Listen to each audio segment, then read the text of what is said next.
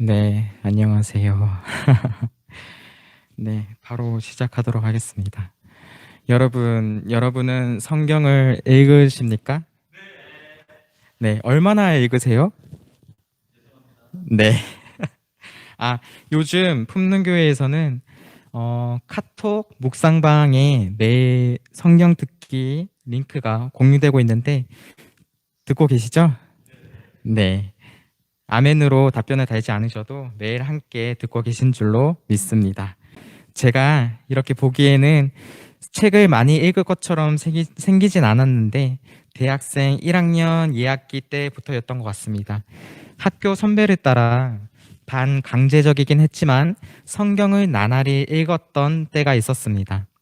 1998년도부터 시작된 그리스도 예수의 좋은 군사훈련 본부라고 하는 신학생 훈련 단체에서 거기에 소속이 되어서 매달 마지막 주 주일 밤에 철야 기도회를 하고 그리고 방학 때에는 함께 훈련을 받았는데 평소에는 학교에서 동아리처럼 수업 강의를 듣고 그 강의가 끝난 후에 요일과 시간을 정해서 친구 혹은 선배들과 함께 한 강의실에 모여 소리를 내어 성경을 읽는 통독 모임을 가졌었습니다. 그렇게 성경책을 펴서 구약을 읽고 신약을 읽어 내려가다 보니까 이런 마음이 들곤 했었습니다. 동경. 살아보고 싶었습니다. 보고 싶었습니다. 경험해 보고 싶었습니다. 때때로 그 시대에 살고 싶다라는 생각이 강하게 들곤 했었습니다. 청년들이 굉장히 좋아할 것 같았는데요. 의식주 걱정을 할 필요가 없는 에덴 동산? 얼마나 좋습니까? 네. 그리고 각양각색의 모습을 지닌 수많은 식물들과 동물들, 그 동물들을 보면서 이름을 지었을 아담, 그 옆에서 논이고 있었더라면 또 노아의 방주부터 시작해서 하나님 보호 아래에서 출애굽하였던 시절, 다윗과 골리앗의 싸움, 엘리야가 보았던 불병거와 불말, 아니면 예수님이 계셨던 시대나 그것도 아니면 초대교회 때만이라도 말이죠. 그런 시대에 살았더라면 어땠을까? 그런 상상을 하다 보면 현실을 잊어버리곤 싶었습니다. 안 그래도 맡고 있는 자리나 머무르고 있는 그 위치에 있으면서 머리가 지끈 아파오는 고민과 골칫거리, 그리고 문제가 적지 않았는데 아는 게 없어서 당장은 나와 상관없는 일이라고, 엮이면 골치 아프다고 생각하며 묵인하고 방조했던 일들이 너무 많은데 하라는 거 하고 하지 말란 거 하지 않고 얼마나 좋을까. 걱정 근심 하나 없겠다, 그런 생각이었습니다. 더욱이 현재의 한국 교회를 보면 한국 초기 교회 때가 그리웠습니다. 지금 어떻습니까? 오늘날 한국 교회는 많은 어려움을 당하고 있습니다. 교회를 향한 비판과 비난도 보기가 민망할 정도로 많고 그 수위가 높습니다. 그런데 욕을 먹는 게 가슴이 아프지만 조금이나마 이해가 가기도 합니다.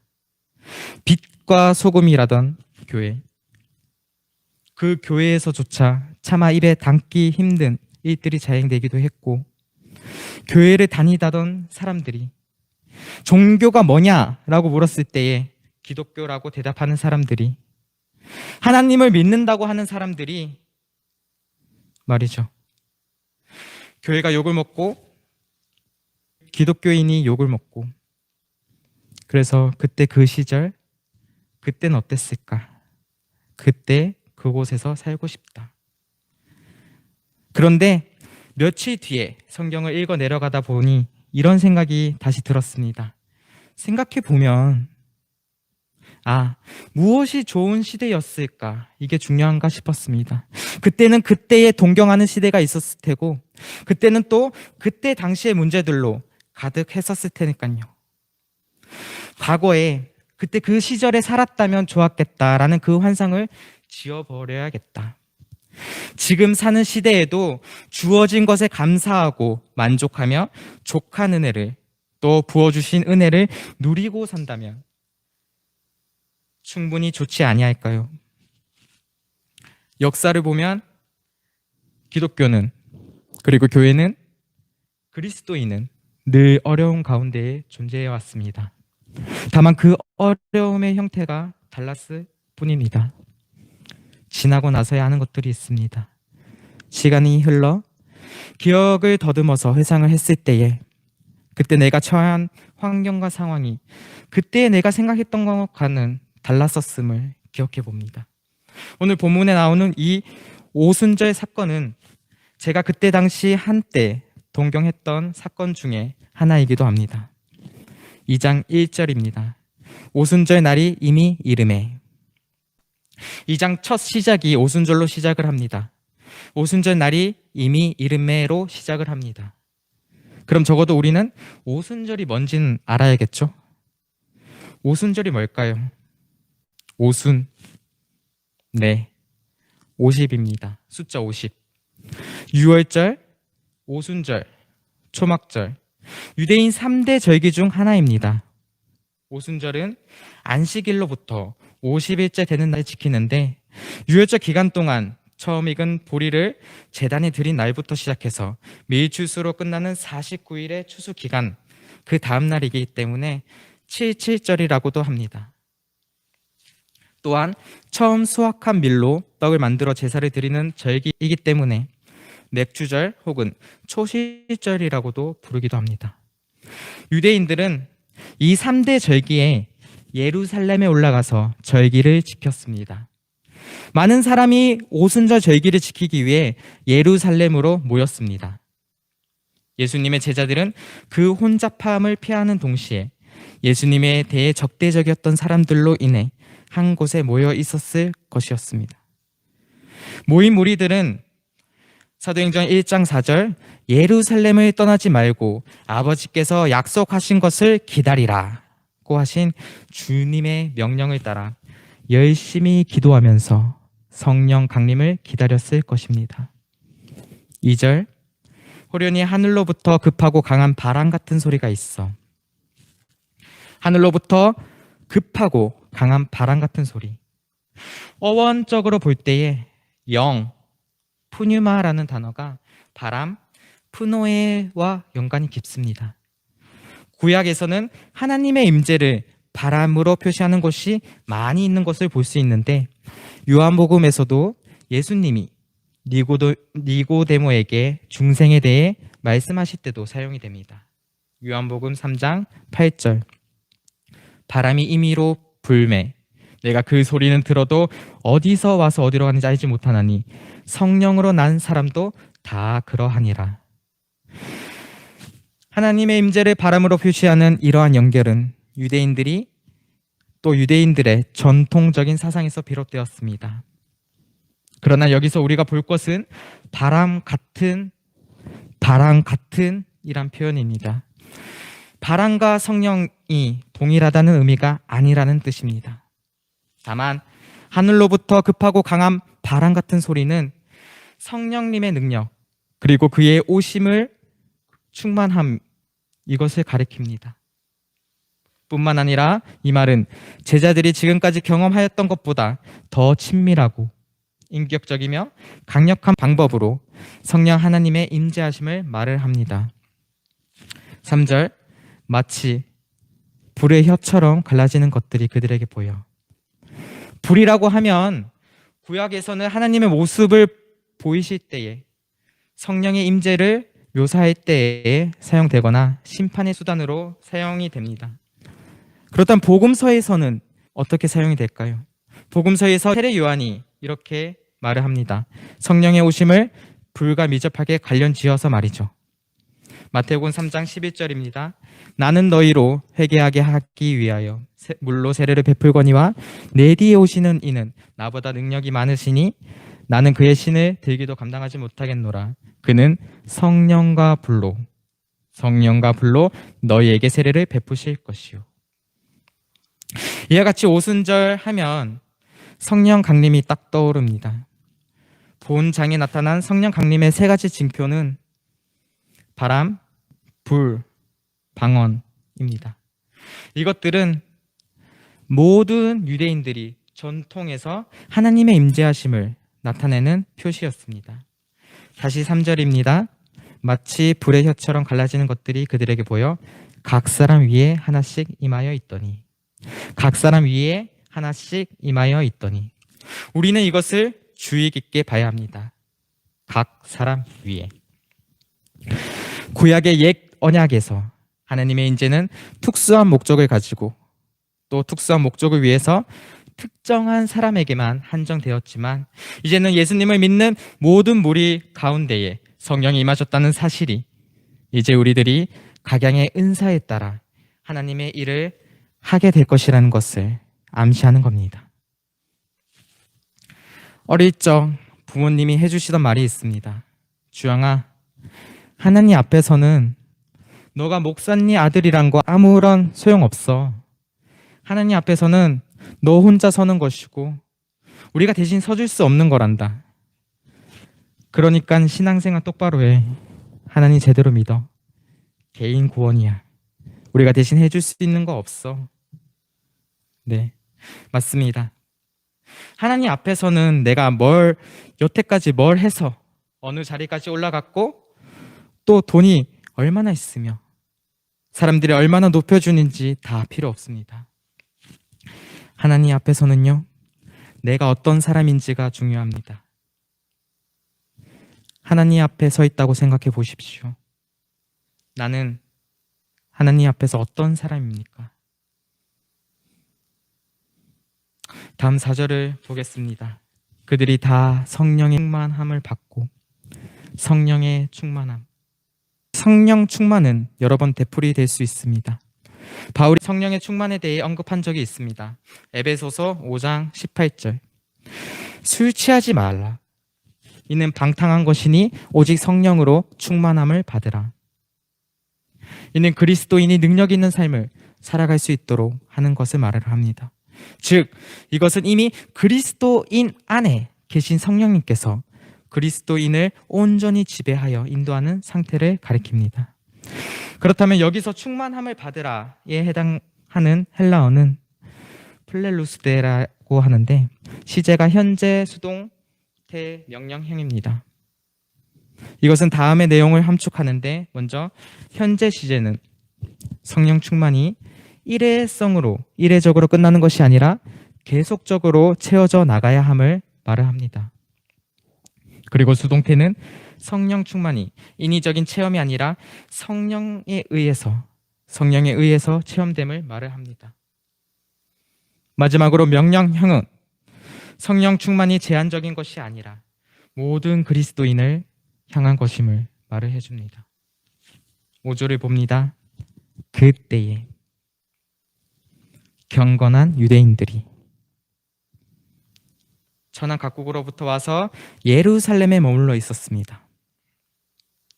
그때의 말이지요. 그리고 소리가 났을 때에 큰 무리가 모입니다. 그리고 방언으로 말하는 제자들을 보고 듣고 소동합니다. 놀랍지 않습니까? 그때에 경건한 유대인들이 그 장소에 예루살렘에 머물러 있었고, 그리고 소리가 났을 때에 방언을 들었을 때에 큰 무리가 모였고 듣고 소동을 합니다. 그 시간, 그 장소, 주어진 상황, 그리고 각 사람들의 선택, 이 모든 게 딱 들어맞아야 우리가 읽고 있는 이 순간이 만들어지는 것입니다. 이렇게 모든 게 딱 들어맞아 오순절 사건이 발생을 합니다. 이는 앞에서 1장 8절에서 본 것과 같이 성령이 너희에게 임하시면 너희가 권능을 받고 예루살렘과 온 유대와 사마리아 땅끝까지 이르러 내 증인이 되리라. 이 말씀이 이미 시작되었음을. 다음 구절을 살펴보겠습니다. 7절. 다 놀라 신기하게 여겨 이르되 보라, 이 말하는 사람들이 다 갈릴리 사람이 아니냐. 갈릴리는 요한복음에 의하면 선지자가 나지 못한다고 할 정도로 도외시되던 곳이었습니다. 사사시대 이래로 주변 열국들의 침입으로 인해서 항상 시달림을 받아왔고, 이방 민족들과 접경하고 있다는 이유로 팔레스타인의 다른 지역들보다도 이방적인 색채가 더 짙었습니다. 게다가 BC 732년에 아수르 군대의 침략으로 이 근방은 거의 초토화되다시피 하였습니다. 이런 정치적, 문화적, 인종적 요인들 때문에 갈릴리 지역은 같은 유대인들로부터도 멸시를 받아왔습니다. 갈릴리 사람들은 일반적으로 뛰어난 언어 구사력이 없는 무식한 자들로 여겨졌었습니다. 요한복음의 나다나엘도 빌립에게 갈릴리에 속한 동네 나사렛에서 전한 것이 나올 수 있느냐고 의문을 제기한 적이 있을 만큼요. 그렇기 때문에 제자들이 다른 나라의 언어로 말하는 것을 들었을 때에 모여든 사람들은 놀라움을 표시할 수밖에 없었습니다. 다음 9, 10, 11절을 보기에 앞서 5절을 다시 살펴보겠습니다. 제가 제일 처음 했던 질문을 기억하시나요? 네. 성경 읽으시나요? 라는 질문이었습니다. 그리고 얘기를 했던 게 단체 톡방에서 공유되고 있는 말씀 읽기 링크에 대해서도 얘기를 했었죠. 오늘 순서가 지금 순서가 2021년 1월 1일 창세기를 시작으로 오늘 창세기가 끝이 났습니다. 그렇다면 여러분 창세기 11장이 어떤 내용이었는지 혹시 기억하시나요? 네, 맞습니다. 바벨탑 사건. 온 땅의 언어가 하나였고 말이 하나였는데 이름을 널리 알리고 온 땅에 흩어지지 않도록 하자고 성읍과 탑을 쌓았습니다. 그러자 하나님께서는 탑을 쌓던 그들을 자기들끼리 해야 하는 말을 전혀 알아듣지 못하게 언어를 뒤섞어 놓으셨고 그들을 온 땅 위에 흩어 놓으셨습니다. 죄와 교만의 증표였던 바벨탑 사건에서 언어를 뒤섞어 놓으시고 사람들을 땅 위에 흩어 놓으신 것입니다.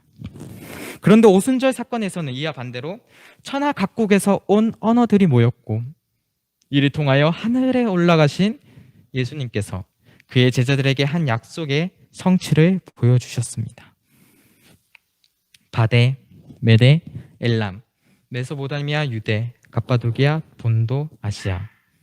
10절 부르기아, 밤빌리아, 애굽, 리비아 여러 지방, 로마, 그레데, 아라비아. 이렇게 다양한 지역의 언어들이었습니다. 마지막 13절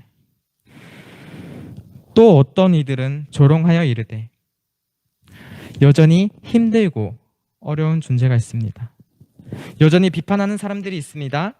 여전히 말입니다. 내가 마음을 곧게 먹어도 내가 다짐하고 결단을 해도 늘 그런 분들이 계십니다. 그러나 기억하십시오.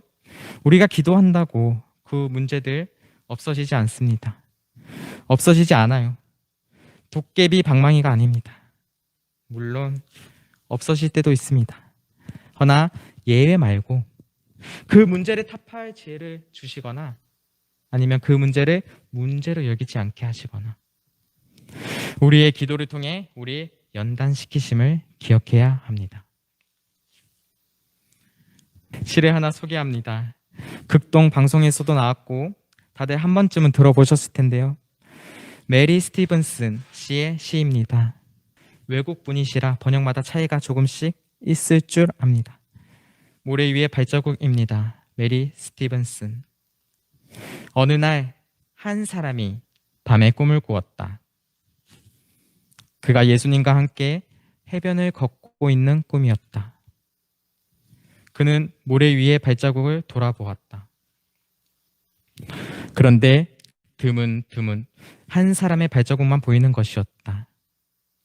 그래서 살펴보니 그때는 자신이 가장 힘들고 고통스러웠던 시기였다. 그래서 그는 예수님께 물었다. 주님, 제가 가장 힘들고 가장 주님을 필요로 했던 순간마다 주님은 왜 저와 함께 하지 않으셨나요? 보세요. 저렇게 저기 한 사람의 발자국 뿐이지 않습니까? 주님은 대답하십니다. 사랑하는 아들아, 저 숱한 시련의 때 내가 힘들고 아파하는 순간 가장 나를 필요로 했던 순간에는 내가 너를 업고 걸었단다. 성령은 모래에 발자국을 남기지 않는다는 말이 있습니다. 보이지 않습니다. 혼자 걸어가는 것 같습니다. 그러나 보십시오. 하나님 어디에 계신지, 우리가 보지 못한다고, 우리에게 보이지 않는다고 계시지 않는 것입니까? 우리와 함께 하십니다. 함께 동행하십니다. 우리를 버리지 않으시고 우리 곁에 계십니다. 언제 어디서나 우리와 기쁨과 슬픔, 그리고 화내고 즐거워하는 것 모두 함께 하시며 우리를 도우시고 인도하시는 하나님이십니다. 말씀을 정리합니다. 오늘 본문 사도행전 2장 오순절 사건은 교회의 태동의 시작입니다. 그만큼 중요한 사건입니다. 사도행전에서 우리는 사도들의 발자국에서, 그리고 그들의 발자국을 통해서 성령의 발자국을 봅니다. 그들을 통하여서 천하 각국에 흩어져 복음이 전파됩니다. 초대교회 사도들의 선교는 성령의 힘으로 그렇게 앞으로 나아갔습니다. 그렇다면 우리의 발자국은 어떠해야 할까요? 사람들은 우리를 통하여 하나님을 봅니다. 보이기 위해 행동하는 건 아니지만 어떻게 해야 하나님을 기쁘시게 할까요?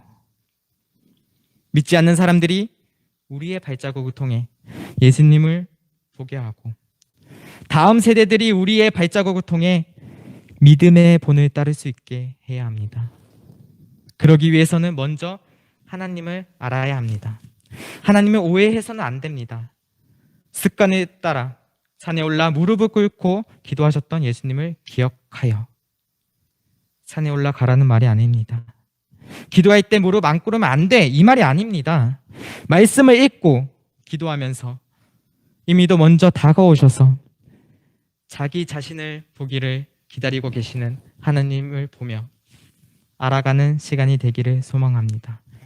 이 시간 우리 잠시 기도하기를 원합니다. 여러분, 어떤 발자국을 남기시겠습니까? 우리는 오늘 말씀을 듣습니다. 사실 이미 알고 있습니다. 사도행전에서 시작된 교회는 완벽하진 않았고 순전하지 않았으며 순결하진 않았습니다. 그러나 특별했던 시간, 능력과 헌신으로 살아 움직였으며 고군분투하며 치열하게 하나님 앞에서 살아온 믿음의 선배들을 기억해 봅니다. 가슴으로 인식하지 못했고 거부하거나 잊고 살아왔던 우리들의 모습들을 되돌아보면서 오늘 이 사실을 말씀을 통해 다시 한번 상기시켜 주시니 감사드립니다. 연약한 우리지만 그럼에도 기다려주시고 말씀을 기억하여 지금도 살아 역사하시는 하나님을 신뢰하며 나아가게 하시옵소서. 한중간 말씀과 기도 찬양으로 살아가도록 인도하시옵소서. 우리 또한 희생과 사랑을 실천하는 그리스도인들이 될 수 있도록 도와주시옵소서. 우리 주여 한번 외치며 기도하며 주 앞에 나아갑니다. 주여! 하나님 아버지, 저는 다르다고 생각했습니다. 남들과는 다르다고 생각을 했습니다. 왜 보지 못했을까요? 부끄럽다는 마음이 아깝다고 주어진 상황을 이겨냈다고 소위 남들이 제 이야기는 성공을 먼저 바라보고 있진 않았습니까? 우와, 감탄할 수밖에 없었던 강력이라고 우러러보고 있진 않았습니까? 눈물이 고이고 가슴이 묵혀거리는 것, 그걸로 끝내는 것이 아니라 삶 속에서 하나님을 만나고 주신 뜻에 순종해야 하는데 앞섰던 분들의 뒷담화리 노력을 쉽게 보거나 제가 말하는 건 아니지만 여기저기서 들려오는 자칫 그리스도인들의 학습과 모습들이 눈에 선할 때 나와는 상관없다, 나와는 관련 없다고 그저 개인 경건 생활에만 치중하고 신경 쓰고 믿음의 선배들의 모습들을 왜 보지 못했을까? 세상 사람들의 교회를 욕하고 기독교를 욕했다. 저도 욕을 먹어야 어느샌가 저는 그렇지 않다고 부인하고 부정하며 슬그머니 몸을 내쁘고 있는 제 모습에 아찔함과 머뭇함이 몰려옵니다. 주님, 우리를 불쌍히 여겨 주시옵소서. 우리를 버리지 마시옵소서. 우리를 붙들어 주시옵소서. 주님, 감사합니다.